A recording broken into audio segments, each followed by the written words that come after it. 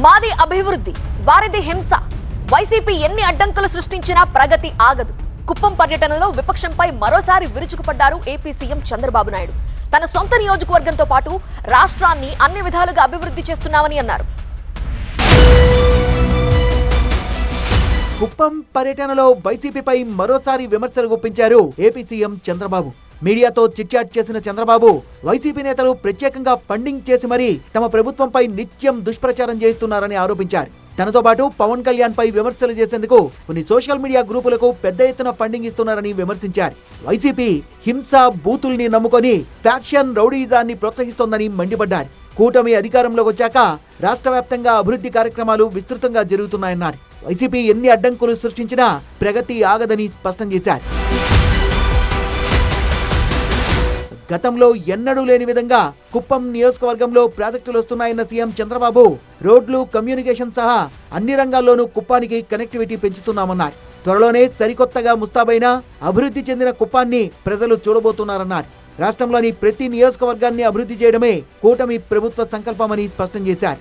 అభివృద్ధి వికేంద్రీకరణ విధానంలో అన్ని ప్రాంతాలు ప్రగతి సాధించేందుకు వీలుగా ప్రణాళికల్ని సిద్ధం చేశామన్నారు.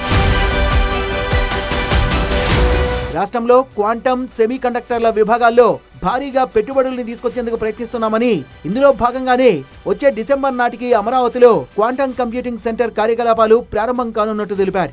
ఇంధన రంగంలోనూ సౌర, పవన విద్యుత్ ఉత్పత్తితో పాటు ఇతర అత్యుత్తమ విద్యుత్ సరఫరా విధానాల్ని అందుబాటులోకి తెస్తున్నామన్నారు. దేశంలోనే ప్రముఖ స్టీల్ పరిశ్రమలైన ఆర్సెలర్ మిత్తల్, జేఎస్డబ్ల్యూ కంపెనీలు ఏపీలో తమ ప్రాజెక్టుల్ని ఏర్పాటు చేస్తున్నాయని, కేవలం పరిశ్రమలే కాకుండా పర్యావరణ పరిరక్షణకు, పచ్చదనానికి ప్రాధాన్యమిస్తున్నామని తెలిపారు. ఏళ్ల తరబడి పెండింగ్ లో ఉన్న భూ సమస్యలకు శాశ్వత పరిష్కారం చూపుతున్నామని చంద్రబాబు తెలిపారు. కూటమి ప్రభుత్వం సంక్షేమం, అభివృద్ధితో ముందుకు వెళ్తుంటే కొంతమంది అడుగడుగున అడ్డుపడుతున్నారన్నారు. గత పాలకులు కంపెనీలకు భూములిచ్చి వివాదాల్లోకి నెట్టారని, కేవలం ఒకే ఒక్క వ్యక్తి లబ్ధి కోసం విలువైన భూములు, ఖనిజ సంపద బ్లాక్ అయిందన్నారు. ఓబులాపురంతో పాటు ఆన్రాక్ సంస్థలు కూడా ఈ తరహాలోనే తీవ్ర ఇబ్బందుల్లో పడ్డాయని తెలిపారు ఆయన. కంపెనీల్ని తెరిమేయడం, పరిశ్రమలు పారిపోయేలా చేయడమే వైసీపీ పనిగా పెట్టుకుందని ఆరోపించారు. కూటమి ప్రభుత్వం కష్టపడి తీసుకొచ్చిన ప్రతి ప్రాజెక్టును తామే తెచ్చామని వాళ్లు దగా మాటలు చెప్పుకుంటున్నారని విమర్శించారు. గత పాలకులు ఏజెన్సీ ప్రాంతాన్ని గంజాయి సాగుకు కేంద్రంగా మార్చేశారని, పవిత్రమైన తిరుమల ప్రసాదాన్ని కల్తీ చేసి కోట్లాది మంది భక్తుల మనోభావాల్ని దెబ్బతీసి ఇప్పుడు సిగ్గు లేకుండా నీతులు చెప్తున్నారన్నారు.